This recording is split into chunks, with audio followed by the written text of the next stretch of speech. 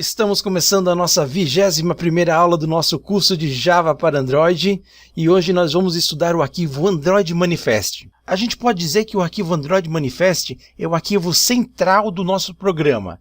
Ou seja, ali vão conter todas as informações de como o nosso programa deve funcionar. São as configurações gerais do nosso programa. Quando nós executamos o nosso projeto, qual activity deve ser carregada? Se nós tivermos 20, 30 activities, qual é aquela que deve ser carregada? Isso é uma das coisas que nós definimos dentro do nosso arquivo Android Manifest. Para você encontrar o seu arquivo Android Manifest, vai no seu projeto e no final dos arquivos do projeto vai ter aqui o arquivo androidmanifest.xml. Dê 2 cliques nele e será aberta essa tela, a tela de edição de arquivo XML. Como a gente pode ver, o arquivo Android Manifest tem uma tela especial, onde nós temos uma série de configurações para fazer visualmente. Como a gente pode ver, descendo aqui na barra de rolagem, tem mais uma série de opções. Como dito em aulas anteriores, nesse curso nós vamos dar ênfase a trabalhar com os arquivos XML, mas mesmo assim nós vamos dar uma olhada como funciona a parte visual de edição dos arquivos XML. Na primeira aba, na aba Manifest, tem basicamente esses campos que nós vimos.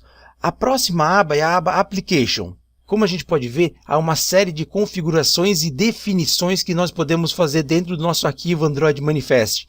Nós podemos rolar aqui na barrinha, a gente pode ver que ainda há mais opções de configuração. Vamos para a nossa terceira aba, a aba Permissions. Aqui nós vamos definir o que o nosso programa vai utilizar para que o Android pergunte no momento da instalação se ele nos concede o direito, por exemplo, para acessar a internet, para acessar o cartão de memória, para acessar a lista de contatos, para acessar e-mails. Tudo isso vai ser definido como permissões. Você pode definir as permissões através dessa tela, clicando em Add, e aqui aparecem as permissões, ou então a gente pode utilizar o arquivo Android Manifest, como nós faremos. Vamos remover aqui, sim. Aqui nós temos a aba Instrumentation, que nós não vamos ver nesse momento. E agora nós vamos de fato para o nosso arquivo Android Manifest.xml. Clique aqui na última abinha. Esse aqui é o nosso arquivo de configuração do nosso projeto. Então toda vez que nós precisarmos de alguma coisa, tudo está centralizado no arquivo Android Manifest. Vamos passar por todas as linhas desse arquivo para a gente entender. Aqui nós vamos definir a cada nova versão que nós formos lançar na Play Store, qual é essa versão. Nós vamos utilizar somente numerais e esses numerais devem crescer a cada versão. Se, por exemplo, você lançou a versão 10 e depois, sem querer, você vai tentar lançar a versão 5, você colocou 10, colocou na Play Store e depois, sem querer, você coloca 5, a Play Store vai recusar a sua aplicação. Quando você for botar na Play Store, sempre aumente a versão para que a loja virtual do Google saiba que você está colocando uma nova versão do programa. Em Version Name, você vai definir a versão do aplicativo em modo texto. Então aqui a gente pode colocar versão teste 100, por exemplo. Ou então nós podemos colocar só versão teste. Aqui é uma forma de diferenciar cada versão para os nossos usuários. É através desse atributo que nós podemos fazer referência a uma nova versão para que os nossos usuários saibam qual versão que eles estão utilizando. Em Min SDK Version,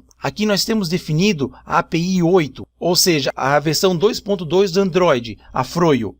Em Target SDK Version, aqui a gente diz para qual API que nós estamos lançando. O nosso APK ele vai ser otimizado para essa versão. É recomendável sempre colocar a versão mais atual do Android, indiferente se nós estamos fazendo para a versão 8 da API ou se a gente vai estar fazendo para a versão 20 da API. Em Allow Backup, a gente define se é permitido fazer o backup na nuvem, no cloud. A princípio, vamos deixar marcado como True. Aqui a gente está dizendo qual é o ícone da nossa aplicação, que no caso está em Drawable e C Launcher. Se nós formos na pasta Res Drawable, a gente pode ver que esse arquivo realmente se encontra aqui dentro. Olha só, ele está em todas as resoluções possíveis. Em App Name, nós definimos o nome da nossa aplicação. Como a gente pode ver, o nome está vindo do arquivo string.xml, que nós estudamos numa aula anterior. Na próxima linha nós temos a definição do tema, que como a gente pode ver, o tema está sendo utilizado, que foi definido no nosso arquivo style.xml, que nós podemos encontrar aqui em Values. Ele está abaixo do arquivo string.xml e o nome do tema que foi definido lá dentro é app-theme. Nós vamos aprender em aulas posteriores como alterar o tema de toda a nossa aplicação. E aí nós vamos vir aqui no arquivo XML e alterar a versão do tema, a versão personalizada que nós fizemos. Agora dentro da tag Activity a gente tem o atributo Name. Aqui a gente vai definir o nome da activity que vai ser executada, ou seja, se nós tivermos 20 ou 30 activities, é aqui que nós vamos definir o pacote, aonde está essa activity e qual é o nome dela. Aqui no label, nós vamos definir qual é o texto que deve aparecer no nome da aplicação quando o nosso usuário estiver nessa activity. Nós podemos mudar o texto do nosso programa baseado na activity que o nosso usuário se encontra. Aí a gente vem para Intent Filter, que é um filtro que eu vou explicar num próximo momento, mas ainda assim nós temos que entender os atributos que são definidos dentro da tag Action. A próxima tag nós vamos estudar em uma outra ocasião. Pessoal, nessa aula nós aprendemos um pouco sobre o arquivo Android Manifest.xml, ainda há bastante coisa para a gente conhecer, mas para que nós possamos conhecer outros atributos e outras tags, nós precisamos evoluir em algumas partes da programação para o Android. Então a nossa aula fica por aqui. Se você gostou, dá um curtir, se inscreva no canal, passe para os seus amigos. E é isso aí, obrigado e até a próxima aula.